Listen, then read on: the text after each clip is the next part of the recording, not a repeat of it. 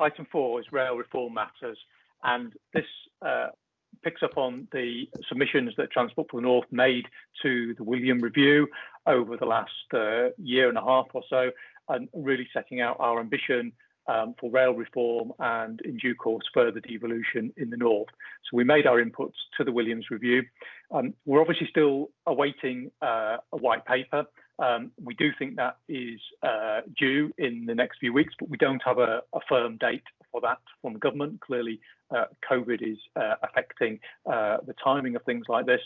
But this paper is really about us starting to develop a response in advance of the white paper. I think the COVID crisis has really highlighted some of the best collaboration that we've had in the North in recent times, working with the operators and industry. You'll hear about them, you hear from them under the next item in terms of some of the work they're doing on short-term changes. But it's also highlighted some of the challenge of perhaps more decisions being made centrally, particularly during the fast-moving COVID crisis and the change in franchise agreements to different forms of contract to deal with the immediate issues. So in the light of that, we're suggesting that a phased approach to further devolution, further involvement is probably the sensible way to go, given the uncertainty. And I think it's also an opportunity because it allows us to make some progress on this agenda in the light of what is still huge uncertainty around when demand will recover, the sustainability of funding, etc., that's touched on in other papers. So the opportunities we really identified in the paper are firstly to strengthen some of the provisions in the existing partnership, particularly around making greater use of local business units. So there's a very successful model in the Northeast already where there's a lot more local joint working. That could be rolled out to other parts of the North, not just urban areas, but rural areas as well. And that's something we can explore with partners.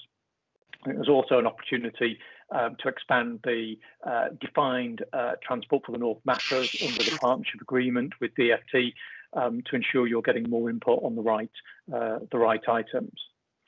Other things we highlight in the paper is the need to simplify the fares and ticketing offer, particularly in order to encourage passengers back. That's something we've strongly supported as Transport for the North, and it's something that's referenced as part of the review as well. So highlighted that.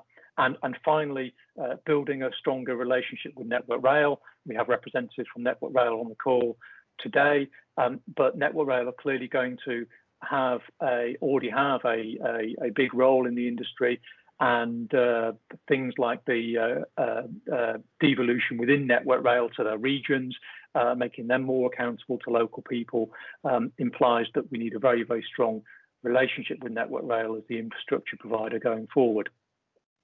So the paper then sets out that approach. If you endorse it today, we'll work with partners, i.e. representatives from the authorities across the North, to develop a strong response to the Williams Review when it is published, and really asking to note the paper and endorse the next steps set out. Thank you.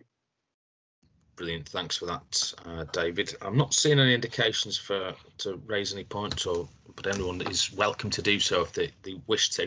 Obviously, this is a really sort of important step forward, and Carl's just indicating, so I'll bring Carl in accordingly.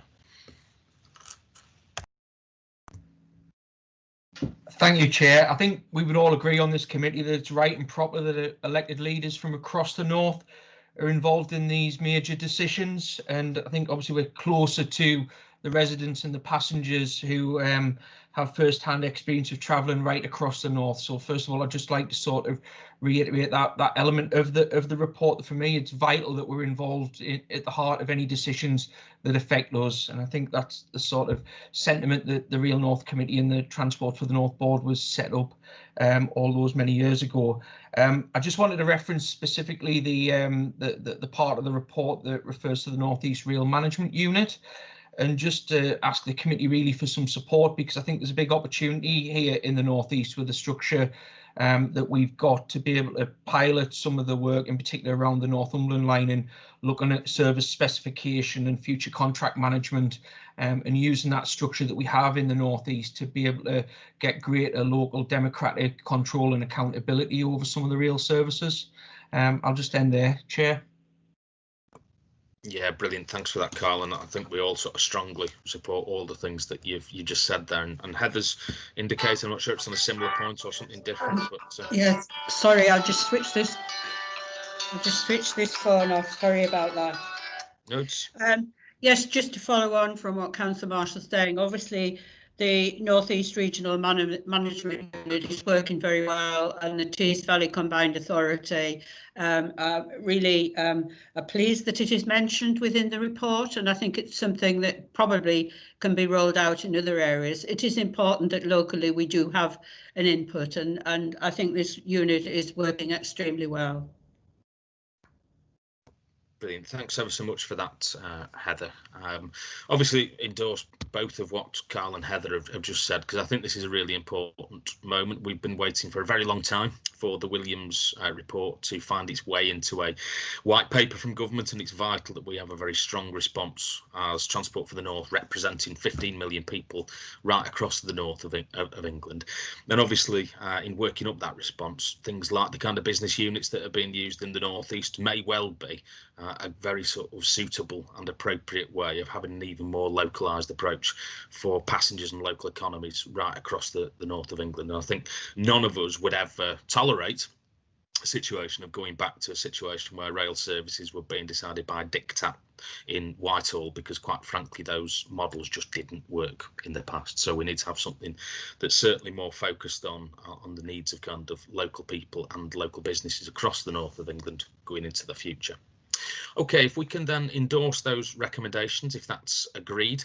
Again, not seeing a dissent, so we'll take that as read and move on to the next item, which is the update on the operational rail issues. Adam's going to take us through the report, but I also know we're going to have each of our kind of colleagues from the operating community, Northern, TPE and Network Rail, I think they're going to do very short presentations themselves to bring us up to speed on a few things before we can then have some questions and discussion. So Adam, over to you first.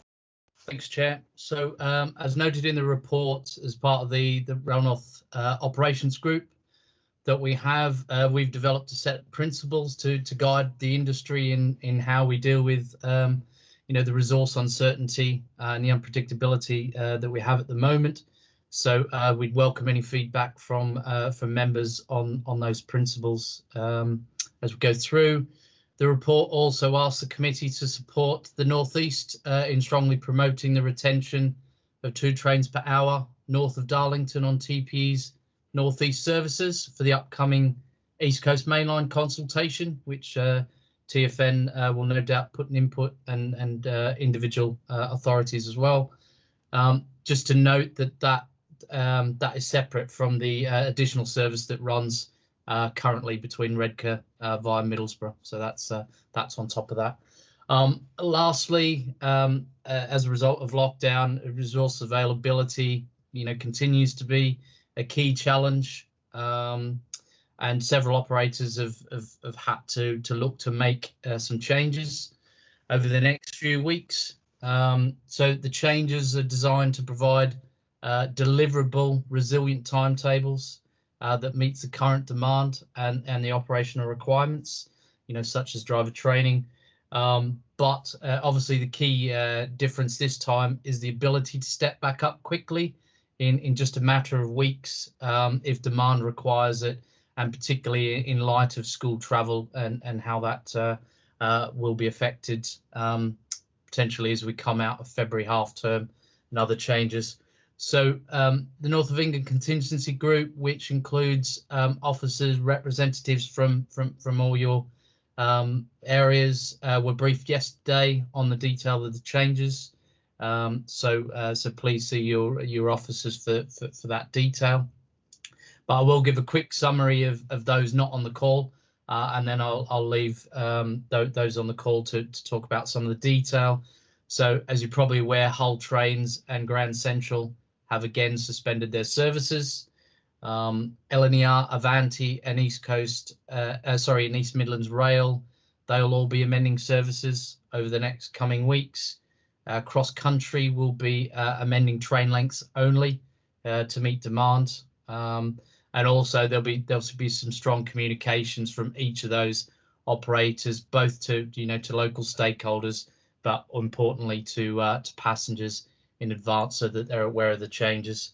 As Chair has mentioned, I've got Rob Warnes, Strategic Development Director of Northern, Jerry Farquharson, Service Planning Director of TPE, and they'll be here to just provide a quick summary of the impact of their services. And also Phil James, who's the Route Director for the Northwest region of Network Rail, who's also going to give a quick update on the impact on Network Rail and how operators are coordinating during this period of time. So I'll bring on Rob first.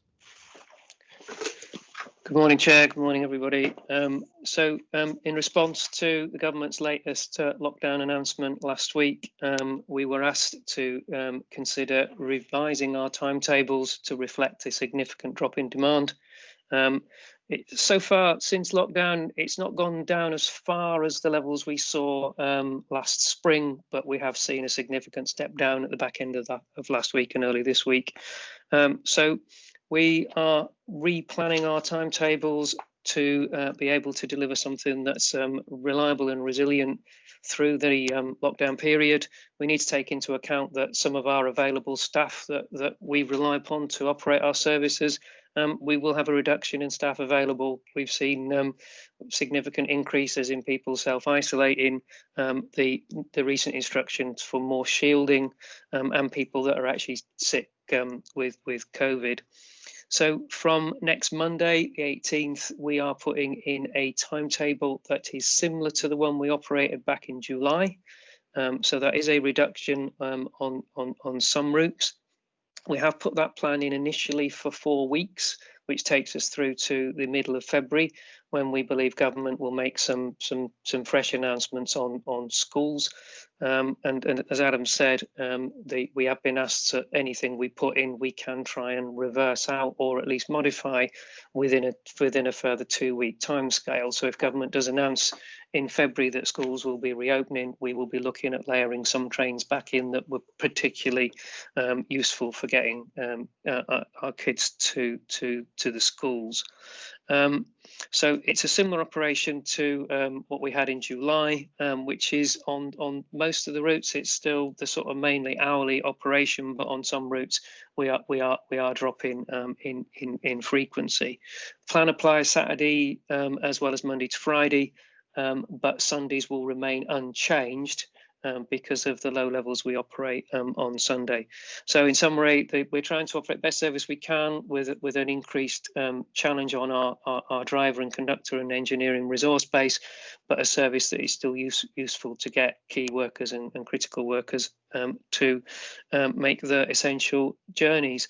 The timetable information was uploaded last night into NRES, so people can go on to National Rail Inquiries and see what the plan looks like from Monday, and timetables will be available later in this week on our website. So back to you, Adam.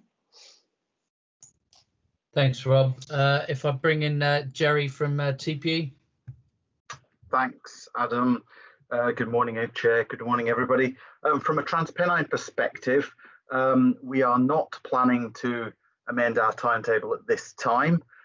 We are working on having shelf-ready interventions for the next few weeks if they are required, and that would be a thinning out of service along the lines as Rob's just explained from Northern, i.e. thinning the service frequency out.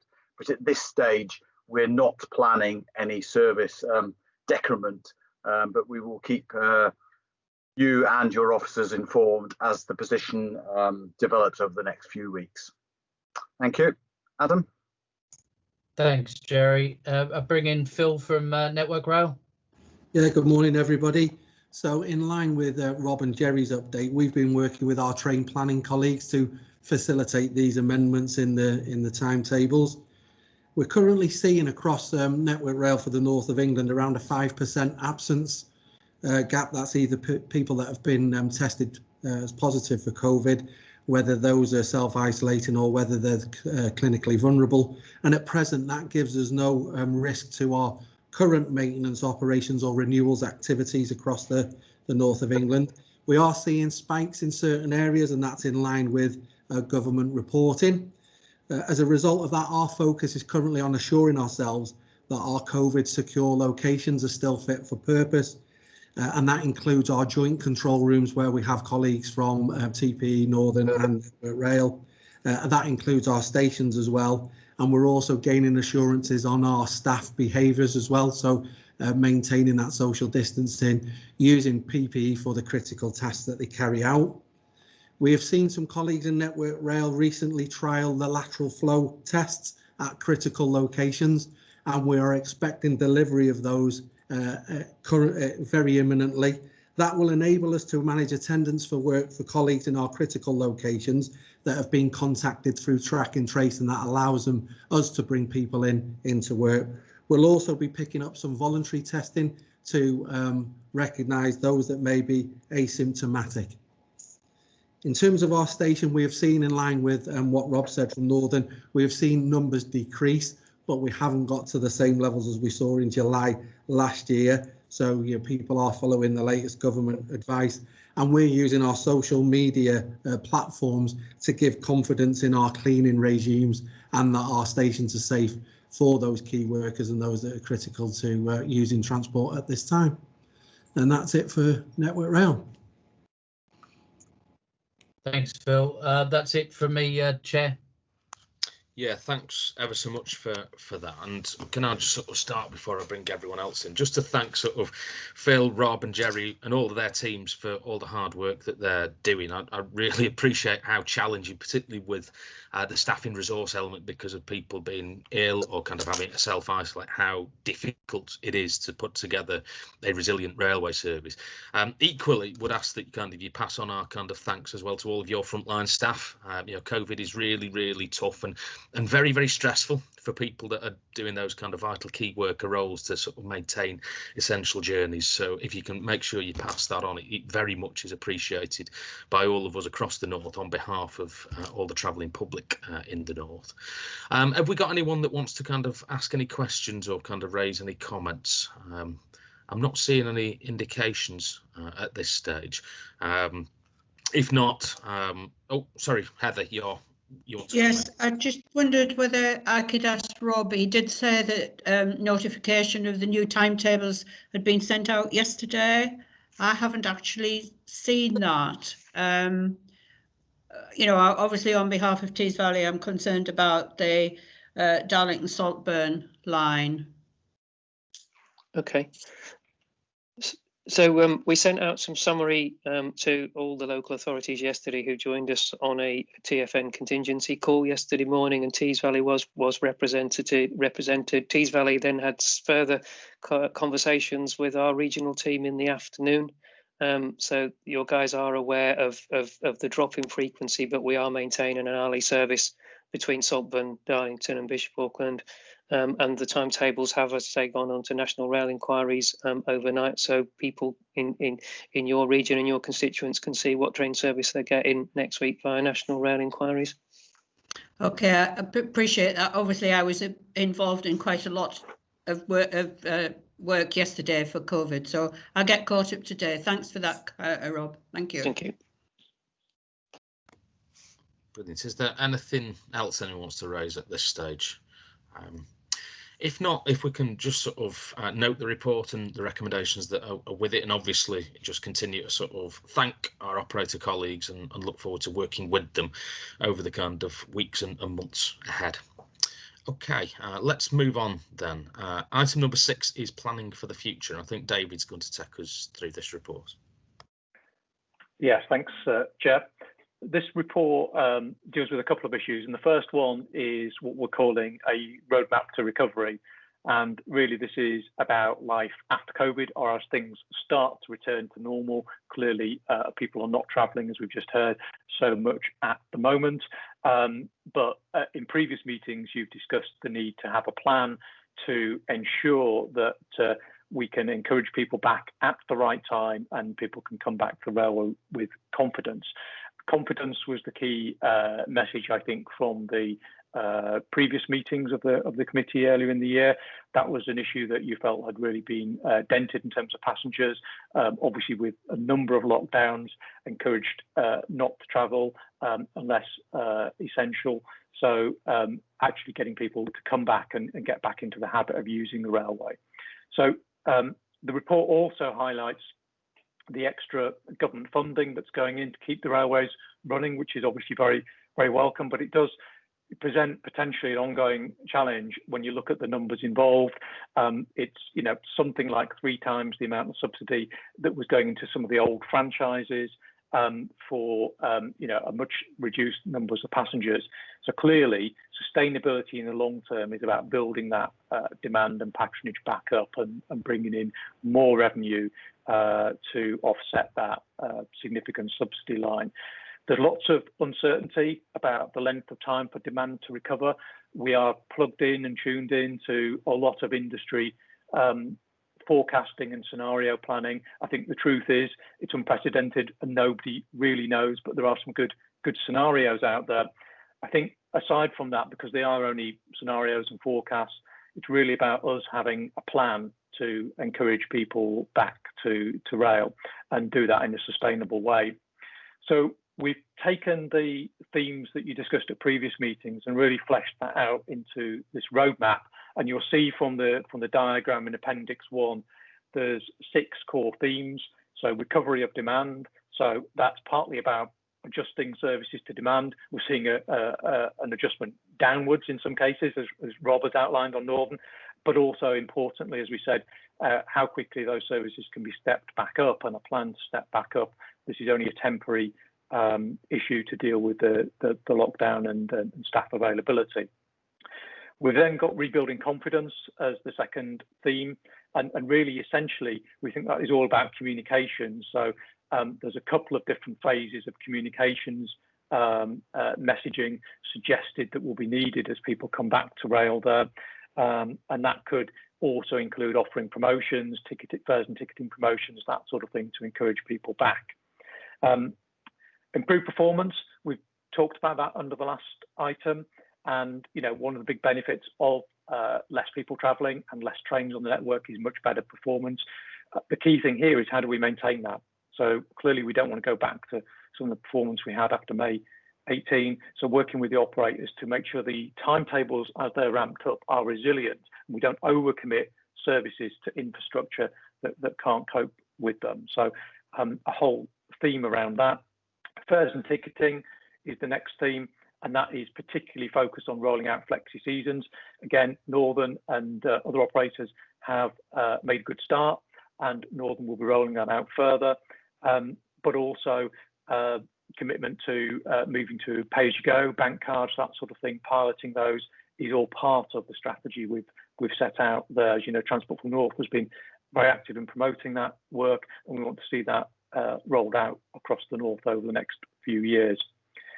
We then got sustainable growth, by which we mean really there's an opportunity here to actually promote the use of rail to particularly car drivers. If there is spare capacity as we come back out of COVID, particularly in the morning peak, because people have changed their working habits, there are less people working in offices, that is an opportunity to target car drivers and get some of the mode shift onto rail in a very sort of positive way. But that will need careful messaging, targeted offers and campaigns to do that.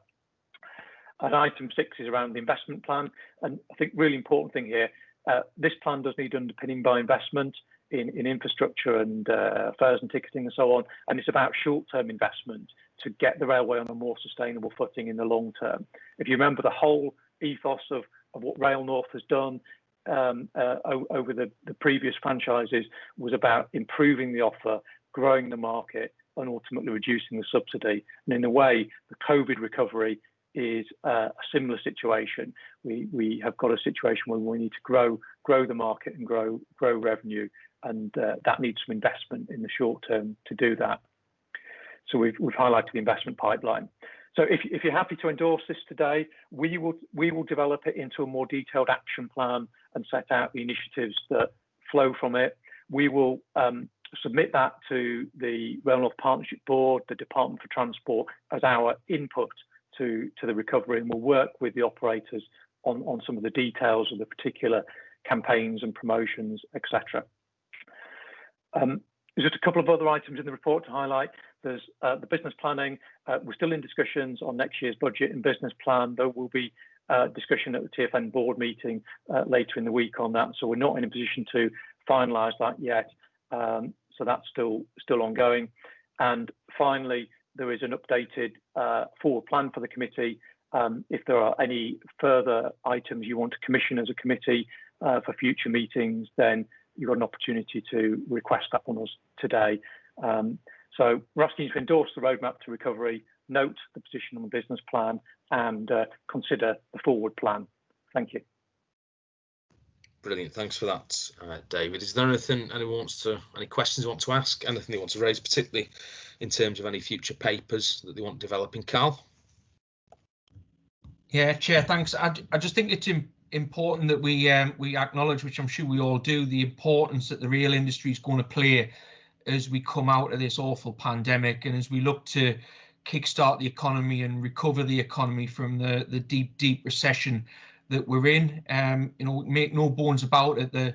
One of the biggest things the government can do nationally to support the country's recovery, and the recovery for the North in particular, is to resource some of the infrastructure projects that we have, and some of the projects that Transport for the North and the Rail North Committee have spoken about for an awful long time. So I just think it's important that we sort of acknowledge that and note that, and continue with that ask to government. And I know there's work going on behind the scenes on the Northern Powerhouse Rail proposal and the outline business case that will be signed off within the next couple of months. So I just wanted to make that point, Chair. Under no uncertain terms, we need to be clear that the role of the rail industry in the recovery is absolutely vital. Absolutely, 100%. I couldn't put that better myself, Carl. At the end of the day, we can't build back better with a car-led recovery. We have to have one that kind of gives us a strong rail network, environmentally and economically, into the future. Okay. I've got Judith indicating as well. Judith? Oh, hi. Can you hear me, Liam? Yes, we can. Yeah. I've switched onto my iPad away from my laptop. I'm sorry about the previous meeting. Just to support the last comments and making sure that the climate emergency is absolutely still at the core of what we're doing. I just want to stress, with all of the difficulties that we've been discussing today, that it doesn't diminish the fact that the local knowledge and the local voice is still going to be incredibly important, and whatever changes come in, we mustn't lose that. I think we've made a lot of progress over the last 18 months or so on that agenda, and we have to make sure that's at the forefront. Obviously, we're uncertain about recovery in terms of passenger numbers and habits, and we know whether there has been a suspicion that people might reduce the number of days that they travel or go to work. So I just really want to make sure that DFT really takes seriously the need for a flexible ticketing model, and that we have that as one of our priorities going forward, so that we don't put people off from using the train because it would mean them shelling out a lot more than they need to, and that we come up with some really good packages and offers that they can take up. Absolutely agree entirely with that. If we'd actually to encourage people back on, it's got to be really good value. Simple as that. Do you want to come back in, Judith? That your digital hand has gone up again. Oh no. Oh. Sorry, I thought I was turning it off. No, it's fine. It's got a live phone. I'm really sorry. No, it's okay. I assume that's a digital Mexican wave in the kind of virtual meeting parlance. I had Chris indicating as well. Chris, do you want to come in? Thank you very much. Mine will be fairly brief. I agree with what everybody else has said, but the most encouraging sign I heard from all our presenters was they had built in the fact that if things did change to the advantage, they'd be able to react very quickly. And I think that's another key thing, that we react to changing circumstances quickly. And everyone knows what my suggestion is: to persuade people back on. Rail travel has been made extremely attractive. And I've suggested halving the fares, but I don't suppose I shall win that argument. Well, if you don't ask, Chris, you don't get. So I'm sure kind of it's something we can factor in terms of our discussions with government accordingly.